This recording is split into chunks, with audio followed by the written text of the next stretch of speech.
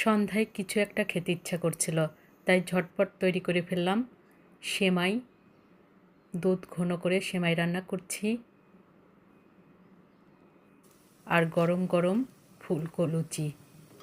সেমাই দিয়ে লুচি কেমন লাগে অবশ্যই কমেন্টে জানাবেন।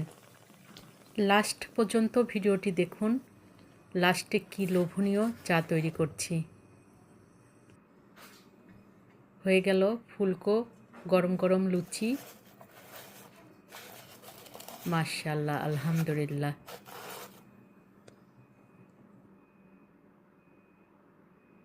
দুধ চা তৈরি করছি। দুধ চা কার কার পছন্দ? গরম লুচি দিয়ে দুধ চা কিন্তু আমার কাছে বেশ মজা লাগে। লুচি, সেমাই, দুধ চা, সন্ধ্যার সময় এমন নাস্তা কিন্তু আমার কাছে বেশ মজা লাগে। আপনাদের কাছে কেমন লাগে অবশ্যই জানাবেন।